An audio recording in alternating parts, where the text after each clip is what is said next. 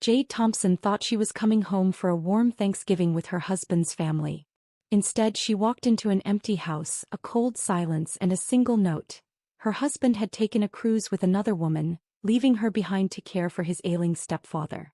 The betrayal was sharp, but the truth that followed cut even deeper. As Jade uncovered financial lies, emotional manipulation and years of neglect not just toward her, but toward a dying man, she was forced to make a choice. Walk away in silence or stand her ground and fight back. What began as a quiet holiday turned into a calculated battle for justice, dignity, and self-worth. And in just 4 days, one woman's world turned upside down, only to find power in the wreckage. This is a story of betrayal, resilience, and revenge served cold. You're watching from wherever you are, but trust me, you'll feel every word. The November sky was already bruising with early dusk when I pulled into the driveway of the Harmon family home in Springfield. The house stood quiet, unnervingly so, as if it had been holding its breath for days. My car was packed with Thanksgiving groceries, bags of cranberries, sweet potatoes, and the ingredients for my apple pie. Gifts for his mother, a bottle of Victor's favorite bourbon, even a new wool scarf I had knitted over 3 weeks, all sitting untouched in the back seat. There should have been laughter spilling out from the kitchen, the scent of turkey filling the air, the unmistakable chaos of family. Instead, the house greeted me with silence so thick it pressed against my skin. I tried the front door. It was unlocked. My boots echoed against the hardwood floor as I stepped inside. No warmth. No chatter. Just cold air and an eerie emptiness. Then I saw him. Victor Harmon, Brady's stepfather, sat in the living room in a wooden rocking chair that creaked gently as he swayed. A threadbare blanket draped across his knees. He looked thinner than I remembered, older somehow, but his eyes were sharp, clear, far from the senile shell Brady always described. On the hallway console, a piece of paper lay folded in half with my name scrawled across the top. I picked it up, unfolded it, and read. Gone on a cruise with Hannah. Mom's tagging along, she needed a break. You'll stay home and take care of Victor. He needs you. Back Monday. Brady. My hand trembled. My vision blurred. The words repeated themselves in my head, louder each time as if repetition would make them less absurd. My husband had left. For a Caribbean cruise. With the woman from his office he swore was just a friend. And somehow, I had become the caretaker of the man they didn't even bother telling me needed care. Behind me the creaking stopped. Victor opened one eye. His voice, gravelly and dry, broke the stillness. They left you too, huh? I turned slowly. His expression wasn't surprised. He looked at me like he had been waiting for this moment. Shall we begin? He asked. I stood frozen.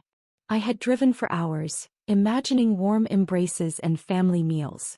Now I was standing in a silent, unheated house, abandoned not just by a man I called my husband, but by a family I had poured years of my life into. I don't understand, I stammered. We planned this holiday for months. Your wife, Elaine, she said she wanted everyone together. He picked the menu. She picked the wine. I felt my voice rising not with anger but with disbelief. Victor's cane thudded softly as he pushed himself upright. Brady lies easily, he said. So does Elaine. Always have. He shuffled past me, each step slow but deliberate. Heat's barely been on all week. They didn't even stock the fridge. Hope you brought more than just pie filling. I followed him into the kitchen. The refrigerator whirred in protest as he opened it. There was little inside, half a jug of expired milk, a few containers of takeout, and a bottle of ketchup. No turkey. No vegetables. No evidence that anyone had intended to stay here, let alone host a family gathering. I felt nausea rise in my throat. I pulled out my phone and called Brady. Straight to voicemail. The third time. I opened our text thread. The last message from him read, "Don't forget the cinnamon." I had thought he meant for the pie. Now it felt like a joke I wasn't in on. Victor poured himself a glass of water with unsteady hands. They left Tuesday morning, he said without looking at me. Didn't say a word to me until they were walking out the door. Elaine said something about needing sun. Brady said you'd be coming. Then he was gone. I clutched the back of a kitchen chair. They just left you alone for 5 days. Victor met my gaze. They've been leaving me in pieces for years, he said. And in that moment I saw it. the truth behind his blue eyes. This wasn't just a story of a husband who had checked out. It was a pattern of neglect, casual cruelty wrapped in family expectations.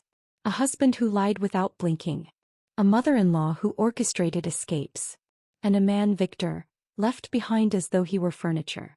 I glanced again at the note in my hand. Gone with Hannah. I had suspected something between them. The late nights, the sudden trips, the way he always brushed off her texts as nothing. Now I knew. And still he hadn't even had the courage to tell me in person. Victor's voice pulled me back. You're not the first they've tricked, he said.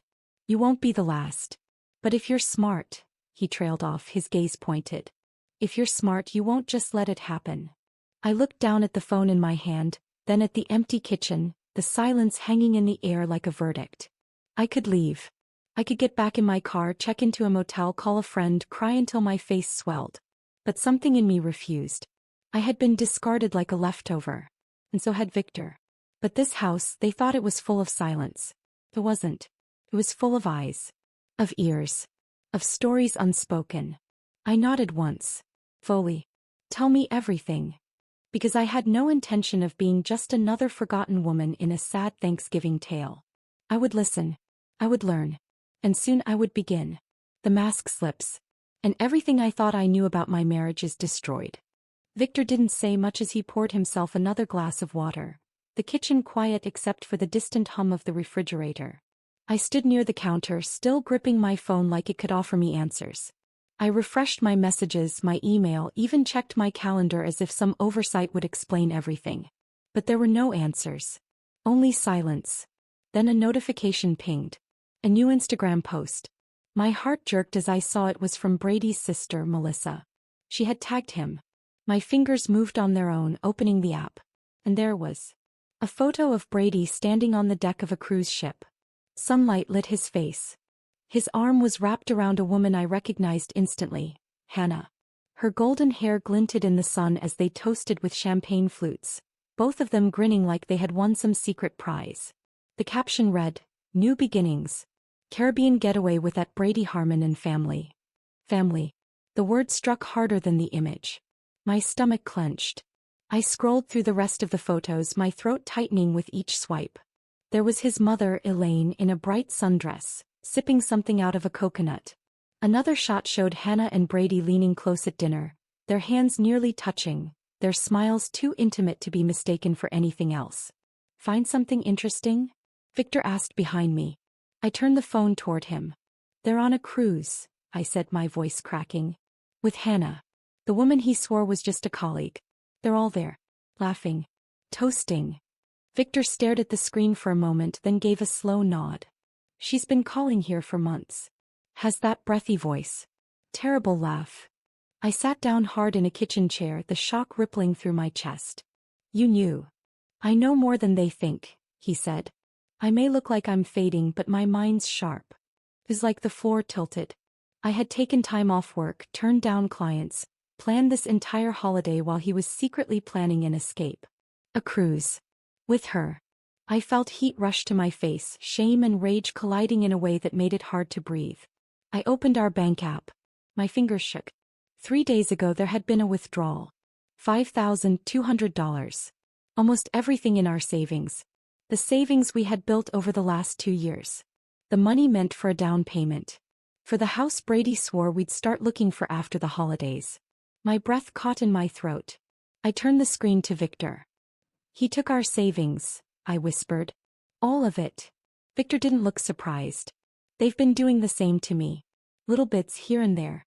They call it care expenses. Meanwhile, I sit here without heat half the time. My medications arrive late, if they arrive at all. But Elaine always has a new handbag. My hands clenched into fists in my lap. This wasn't just a ruined holiday. It wasn't even just an affair. This was theft. Deception. Abandonment. And I hadn't been the only one they targeted. My phone rang. Leah, my best friend. Probably calling to wish me a happy Thanksgiving. I declined the call. I couldn't talk to anyone. Not yet. Not while I still felt the sting of humiliation clawing at my skin. There's soup in the fridge, Victor said. Not much of a feast, but it's edible. I glanced around. Dirty dishes cluttered the sink. Empty containers sat like evidence on the counters. They hadn't even cleaned before leaving. Hadn't bothered to make it look like they cared. Something shifted inside me. A firm, hard edge settled in my chest, dull and heavy. I stood. Pulled my coat from the chair. "No," I said. "We deserve better than leftover soup." Victor blinked. "Where are you going?" "To the store," I replied. "They might still have turkey breast. Potatoes. We're having a proper meal." Victor's lips twitched, almost a smile. "Haven't had a home-cooked meal in months. Brady only brings fast food. When he bothers to come at all." As I stepped out into the late afternoon chill, my thoughts spun. How long had this been planned? Was it always the intention, to leave me here while they toasted their new life together on a boat? Had I been nothing but a placeholder? The store was nearly empty, just a few last-minute shoppers wandering the aisles with tired eyes. I moved on instinct, grabbing a small turkey breast, a sack of potatoes, green beans, butter, and fresh rosemary. I barely noticed the total at checkout. When I got back, Victor had cleared the counter. He was sitting at the table with a folder thick with paper. I set the groceries down. "What's that?" "Evidence," he said. "Months of it. Statements. Records. Notes. I've been documenting everything." He pushed the folder toward me. His eyes were sharp as steel. "They think they've left you with a burden," he said, "but they've actually given us a chance." I stared at him. "A chance for what?" Victor's voice was quiet but certain. "For justice. The deal is struck. And the plan to expose them begins." The house was still quiet when I set the groceries down and slid into the chair across from Victor.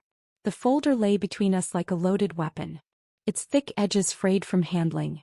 Its contents carefully organized. Receipts. Bank statements. Pharmacy records. A paper trail of neglect. Victor's hands trembled slightly as he opened the folder, but his voice was steady. "I started documenting everything 6 months ago," he said. "I knew they were stealing. Money was disappearing, medications skipped. When I asked Elaine, she'd say I was confused. That I'd already taken the pills." I flipped through the pages. Each one dated, annotated. Times he didn't receive meals. Missed doctor appointments. Bills paid late. I paused at a photocopy of a prescription for pain medication. Next to it, in Victor's neat handwriting, refilled twice. Only 6 pills delivered. "This is methodical," I said quietly. "It had to be," he replied. "No one believes an old man's complaints. They think we're senile, bitter. But records, they speak." I looked up at him. He wasn't asking for pity. He wasn't even angry. What I saw in his eyes was resolve. A quiet, deliberate kind. "You said they've been doing this to you for years," I said.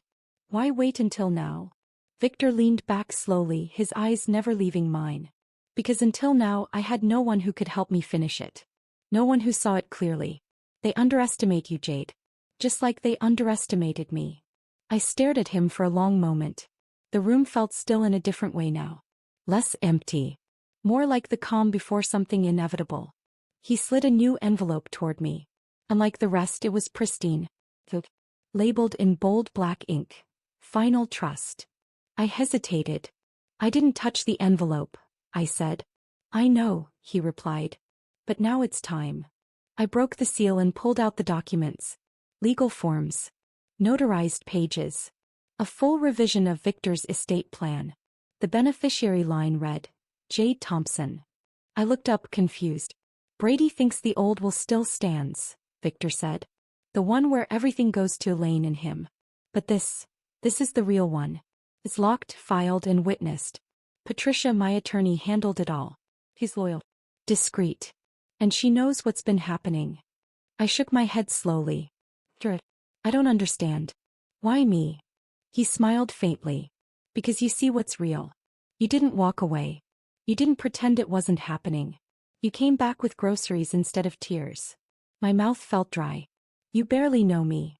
He tapped the stack of records. "I've seen enough. You were used just like I was. But you didn't crumble. You adapted." He paused, his voice lowering. "I don't have much time left. The cancer's spread. The last scan showed it in my liver. Maybe 2-3 months. And I want to spend what's left doing something that matters. Something right." He leaned forward, more intense now. But I can't do it alone. I swallowed hard. What are you asking? I'm asking for help, he said. Help me finalize this. Gather proof. Document everything. Work with Patricia. When I'm gone, I want them to face the consequences of what they've done. Not just to me. To themselves. He let the silence hang, watching me absorb his words. I thought about the years I'd spent shrinking myself, making excuses for Brady's indifference, for Elaine's coldness. I thought about the $5,200 gone. The smile on Hannah's face as she toasted my husband on a boat in the Caribbean. I looked back at Victor. And I saw something I hadn't expected to find. Purpose. A shared enemy. A shared wound. A shared fight. I nodded once. Yes, I said, my voice firm. Let's begin. Victor let out a long, slow breath, like he'd been holding it for days. He reached into the drawer beside him and pulled out another manila envelope. This one thinner. Inside were contacts, notes, passwords, and a typed checklist labeled Operation Closure. We'll need to move quickly, he said. They're back Monday. We'll be ready, I said. He sat back, his shoulders sagging with both relief and exhaustion. I stood, taking the envelope with me. As I passed into the hallway, I paused beside a family photo hanging askew on the wall. Brady stood between his mother and Victor. Even then, in a photo taken years ago, there was space between them. A subtle divide. A quiet dismissal. I adjusted the frame. Just a little. Then I went to make dinner. Something simple but warm. Something that would smell like home. Because the real planning would start tomorrow. A hospital bed, a fake diagnosis, and the careful construction of a lie meant to expose the truth. The next morning, the plan moved from idea to action. I woke early and brewed coffee strong enough to pull the haze from my mind.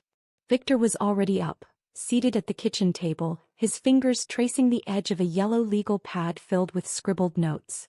We need to make it real, he said without looking up. The decline. The desperation. If they think I'm circling the drain, they'll show their worst selves. We need that. I nodded slowly, letting the gravity of his words settle. This wasn't just about telling the truth.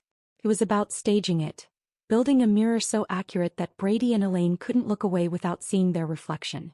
At 10 a.m., a white unmarked van pulled into the driveway. A man in his mid-40s, stocky with a kind smile, stepped out carrying 2 large duffel bags. This was James, Patricia's younger brother. By trade, he supplied props to medical dramas and teaching hospitals.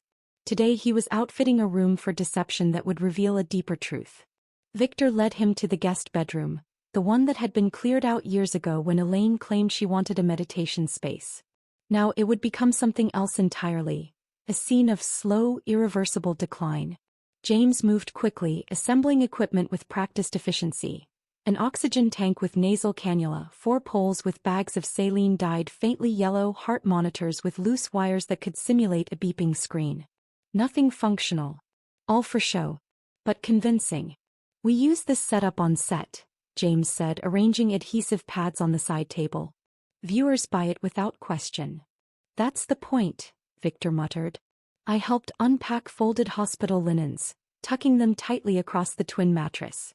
James handed me several orange pill bottles, their labels printed with medical jargon, dates, and Victor's name. Some were filled with harmless sugar pills. Others half empty to look like they'd been rationed. I placed them on the nightstand alongside a digital thermometer and a clipboard for documenting vitals. By early afternoon, the transformation was complete. The room smelled faintly of latex and plastic tubing. Victor lay in the bed now, his face turned slightly toward the window. He wasn't pretending to be weak. His real condition was worsening, quietly, steadily, but for now he still had strength to orchestrate the show. We took photographs first. Carefully composed shots. Victor with the cannula in his nose, eyes half-lidded, lips slightly pale from makeup I hadn't used in years. Shadows fell just right across his cheekbones. The camera caught it all. Frailty. Resignation. A dignity that only made the neglect more damning. Then came the photos of me. Hair messier than usual. Eyes tired. Sweater oversized and stretched at the sleeves.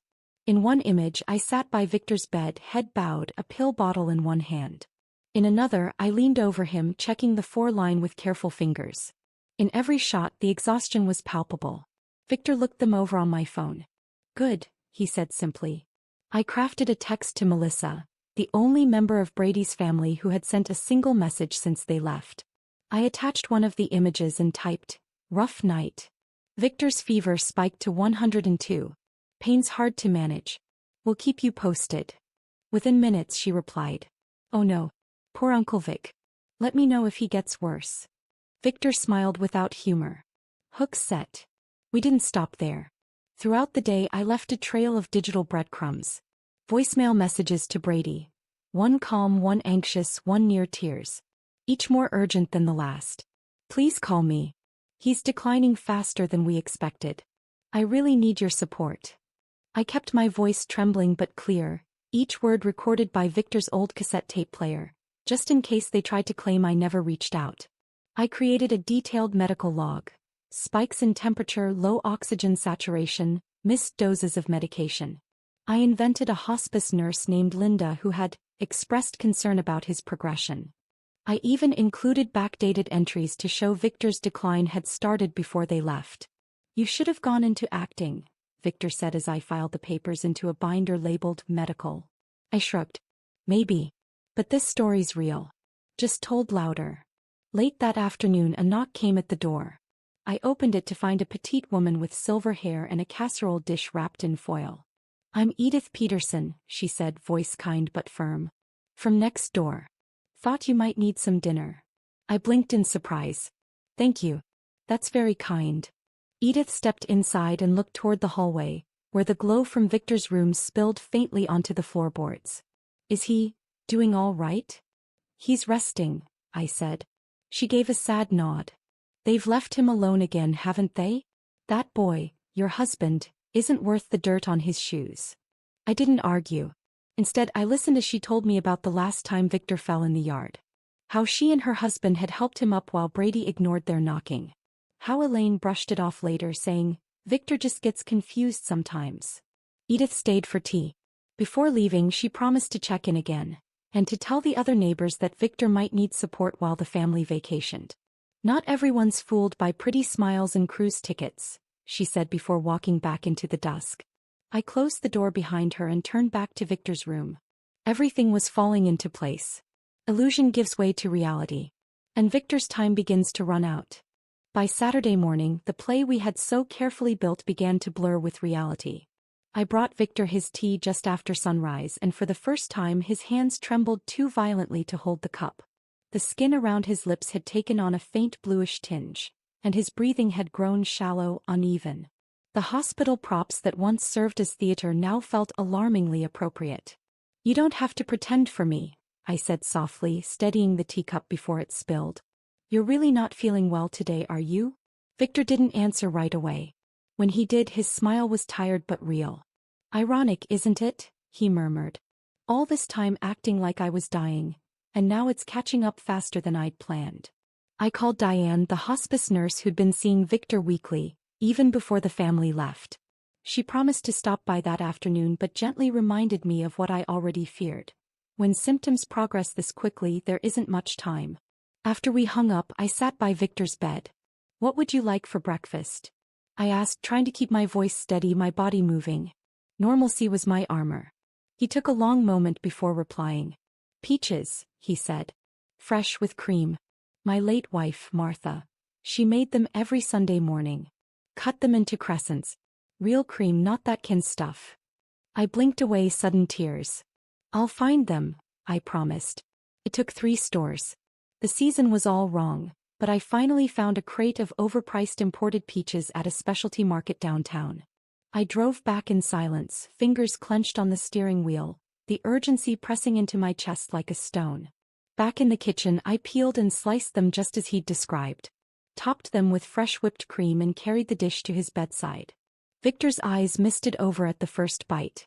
"Just like she used to make," he whispered. "No one's bothered to remember such things about me in years." The rest of the morning passed quietly. I changed his sheets, helped him to the bathroom, and read aloud from his favorite Raymond Chandler novel. Between pages, I would glance up to find him watching me, not with the hollow eyes of a dying man, but with something gentler. Something grateful. "You know," he said at one point, his voice thin but clear, I haven't been treated with this much kindness since Martha died. Strange, isn't it? A stranger has shown me more compassion in 5 days than my own family has in 5 years. I didn't know what to say to that, so I kept reading. Diane arrived around 3. After examining him, she took me aside into the hallway. Her expression was careful but firm. His organs are shutting down, she said. It's happening faster than we anticipated. I'd say he has hours, maybe a day at most. I nodded, even as something inside me recoiled. Should I call the family? Diane hesitated. At this point, it should be about his comfort, not theirs. If they've chosen not to be here, that's their burden. After she left, I returned to Victor's room. He'd heard enough from our hushed voices to guess what had been said. Don't call them, he said firmly. They made their choice. But we do need to finalize some matters. His hand reached toward mine. It was cold but still strong enough to press a folded note into my palm. Call Patricia, he said. Tell her it's time for the final steps. She arrived within the hour, carrying a leather briefcase and accompanied by Thomas, the notary. Victor had rallied some strength, sitting propped up against fresh pillows, his jaw tight with determination. Are you sure you're up to this? Patricia asked gently. More certain than ever, he replied. Death has a way of clarifying your priorities. They went through each document carefully. Final asset transfers. Medical power of attorney. The last amendments to his will. I watched as Victor signed each one with a hand that barely shook. The will now leaves everything to Jade Thompson, Patricia stated, and outlines charitable donations to elder abuse prevention organizations. Thomas notarized each page, his pen clicking quietly between strokes. When it was done, Patricia turned to Victor. Are you ready to record the message? He nodded. She set up her tablet, the lens blinking red as it began to capture his final words. What he said surprised us all, not rage or accusation but quiet heartbreak. To my family, he began, by the time you see this I'll be gone. Not that my presence or absence has seemed to matter much to you in recent years. He detailed missed holidays. Ignored medical appointments. The times they told him he was a burden. His voice never cracked, but his eyes did. They brimmed with something deeper than anger, disappointment. The greatest pain, he said, is not dying. It's realizing the people you loved most saw you as something to endure. When the recording ended, even Patricia was blinking away tears. She reached out, squeezed his hand. We'll make sure they hear every word, she promised. That night, Victor asked for something else. There's a bottle of port, he said. In the study. Behind the economics books. Martha and I were saving it for our 50th anniversary. I found the dusty bottle and poured 2 small glasses. We sat in the living room, he in his favorite chair, me on the couch, watching the light fade through the windows. To justice, he said, raising his glass. To dignity, I answered. We sipped in silence. A silence that no longer felt empty. Final words. A final breath. And a woman prepares to speak for the man no one else ever truly listened to. Victor's strength ebbed further overnight. When I entered his room just after dawn, he was awake but quieter than usual, his gaze drifting between the window and the softly humming oxygen machine. I sat beside him and held his hand, both of us knowing that time was now measured not in days but in hours. The house, once filled with careful performance, now held only truth. Every breath Victor took seemed to echo louder, deeper, like the room itself was holding its breath with him. By mid-morning he nodded toward the study. Bring the camera. It's time, he said. I set up his old video camcorder on the tripod. Patricia had recommended recording a second statement, a final one, in case anyone questioned his mental clarity. I adjusted the focus and stepped back. Victor sat upright, draped in his robe, eyes hollow but piercing with lucidity. He didn't hesitate. My name is Victor Harmon, he began, his voice weak but steady. I am of sound mind. I have reviewed and signed all legal documentation of my own volition. What I say now is not born from bitterness but truth. For 20 minutes, Victor spoke with calm conviction, recounting the thefts, the neglect, the false caregiving. He detailed Brady's withdrawals from joint accounts, the falsified pharmacy deliveries, and the strategic isolation they inflicted under the guise of responsibility. He mentioned my name only once. Jade Thompson, the woman you left behind to care for me, showed me more dignity in 4 days than my family has in 4 years. That is why she inherits what you once assumed was yours. He paused, exhaled. Then he looked into the lens and said the final words I knew would leave a mark. I hope this message doesn't anger you. I hope it shames you. Because that would mean you still feel something worth saving. He nodded once, signaling the end, and I stopped the recording. He asked to be moved back to the living room. I helped him into his chair by the window. The afternoon sun was warm against the glass, and for a moment, it bathed his face in gold. I placed a blanket across his legs, tucked it gently at the sides. We didn't speak much after that. There were no revelations left to give, no stories unshared. Just presence. The sound of the house settling, the faint creak of the rocking chair, and the slow, fading rhythm of Victor's breath. Around midnight the change came. His breathing shallowed. His fingers resting in mine grew still. There was no struggle. No gasping. He slipped away like a sigh. I sat there, unmoving, until the first light of morning touched the curtains. Diane arrived soon after. She confirmed what I already knew and made the necessary calls. Her voice was gentle as she examined him, her expression soft with sympathy. "He looks peaceful," she said. "You took good care of him." I nodded, unable to speak. She gave me a long look, then quietly gathered her things and left. I dressed in the simple black dress I'd packed the day before. My movements were slow, deliberate. I opened Victor's desk drawer and found the sealed letter addressed to my family. I placed it in a cream-colored envelope and set it upright on the mantelpiece, leaning against a family photo, one where Victor stood slightly apart from the others, as if he had known all along he didn't quite belong in their frame. In the dining room I laid out the folders we'd prepared. Medical logs. Pharmacy discrepancies. Witness testimonies from neighbors. Bank transfers. Audio messages. The video recording, now transferred onto a flash drive, waited beside the letter. I walked through the house one last time, checking everything. The kitchen was clean, the fridge full. The sheets on Victor's bed had been changed. The windows were open just slightly, letting in the faintest trace of autumn air. In the master bedroom I placed my packed suitcase by the door.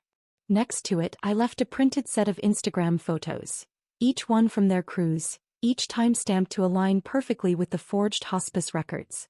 A juxtaposition that spoke volumes. Cocktails and sunsets while Victor fought to breathe.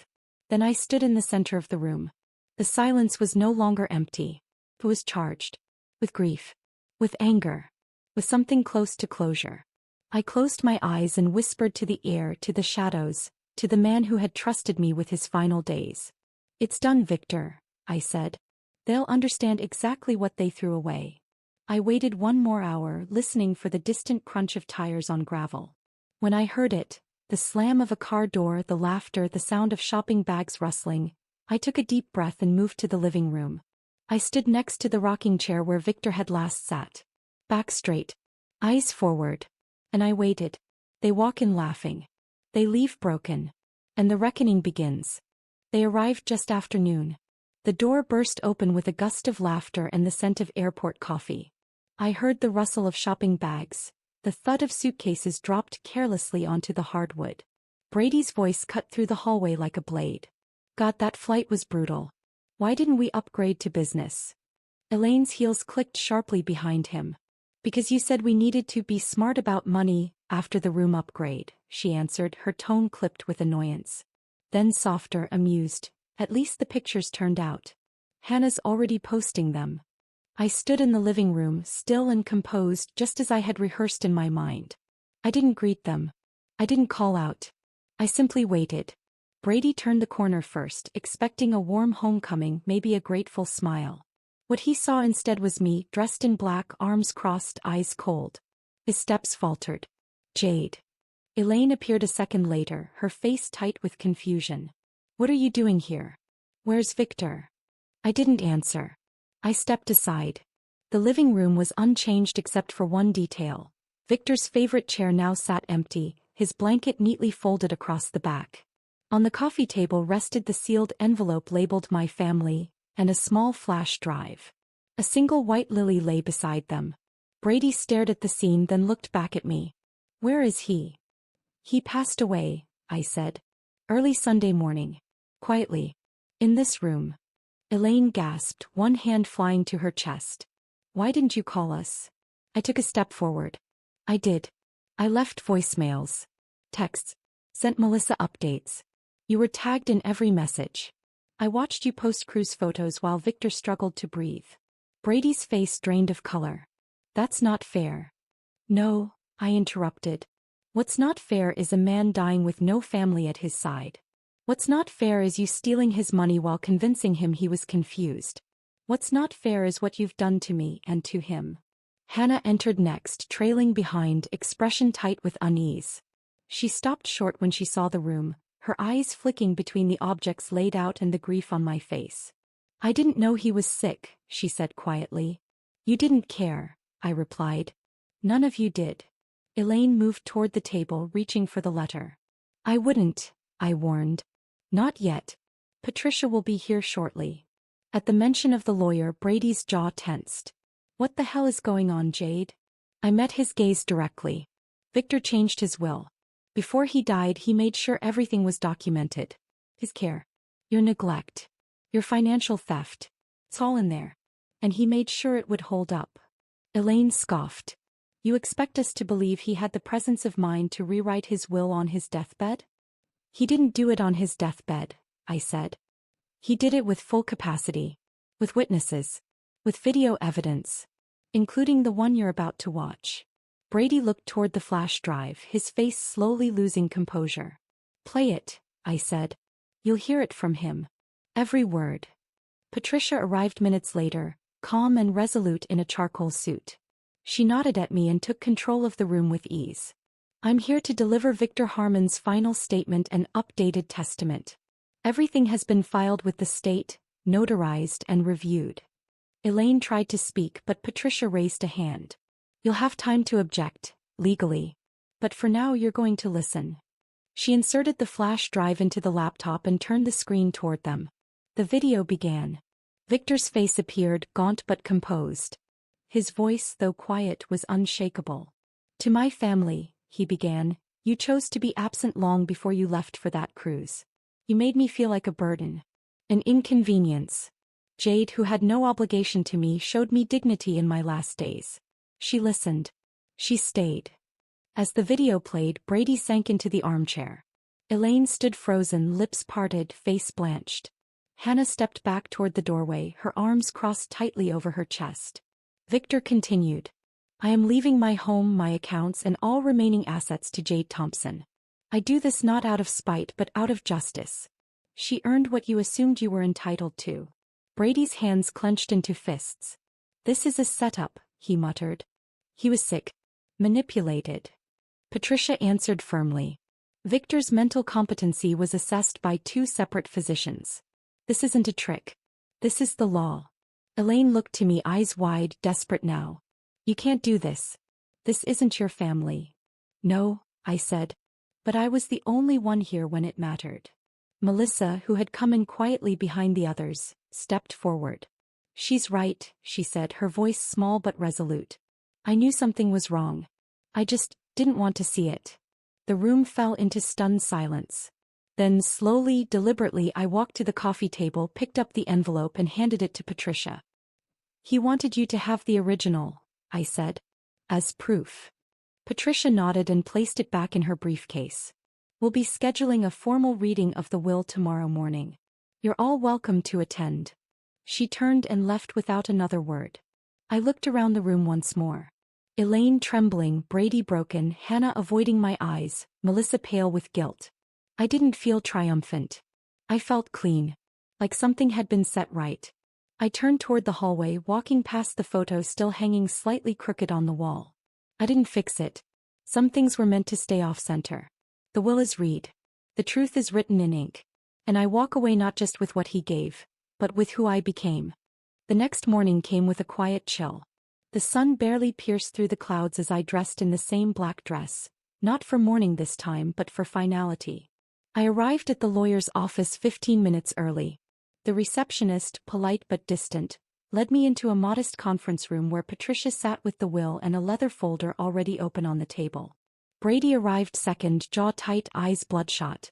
He didn't meet my gaze. Elaine walked in behind him, lips pressed into a line so thin it looked painful.